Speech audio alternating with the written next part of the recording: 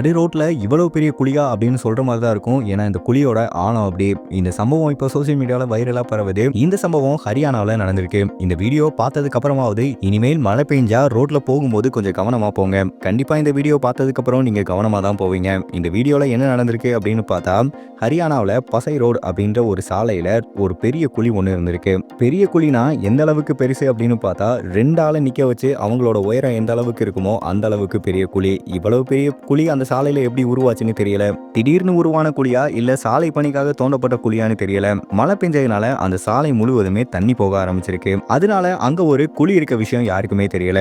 அதுக்கப்புறம் தான் அங்க ஒரு சம்பவம் நடந்திருக்கு. மழை நின்னதுக்கு அப்புறம் ஒரு ஜேசிபி இயந்திரத்தால அந்த குழியில தோண்டி பார்க்கும் போதுதான் என்ன சம்பவம்னு நமக்கே தெரிய வருது. அந்த ஜேசிபி இயந்திரம் குழிக்குள்ள தோண்டும் போதே அந்த குழி எவ்வளவு ஆழம் இருக்குன்னு நமக்கு தெரிய வருது. அதுக்கப்புறமா அந்த இயந்திரத்தை வச்சு உள்ள நல்லா தேடி பார்க்கறாங்க.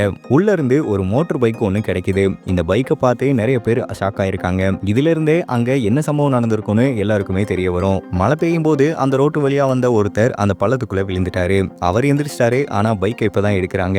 இந்த சம்பவம் நடந்ததுக்கு அப்புறமா தான் நிறைய பேர் இந்த குழியை உடனே மூடணும் அப்படின்னு முடிவு பண்ணியிருக்காங்க. இந்த குழியை அப்படியே விட்டா இன்னும் எத்தனை பேர் உள்ள விழுவாங்கன்னு தெரியாது. அதனால இங்க இருக்க குழியை உடனே மூடணும் அப்படின்னு சொல்லி அந்த பகுதி மக்கள் எல்லாமே அதிகாரிகளுக்கு சொல்லியிருக்காங்க. உடனே அந்த குழியை மூடுறதுக்கான ஏற்பாடையும் இப்போ பண்ணியிருக்காங்க. இப்போ நிறைய இடங்கள்ல மழை பெஞ்சு ரோடு முழுக்க தண்ணி போயிட்டு இருக்கு. அதனால நடந்து போறவங்களோ இல்ல வாகனங்கள்ல போறவங்களோ ரொம்ப கவனமா போறது ரொம்பவே நல்லது. இந்த சம்பவத்தை பத்தி உங்களுக்கு தோணக்கூடிய கருத்துக்களை மறக்காம கீழே கமெண்ட் பண்ணுங்க.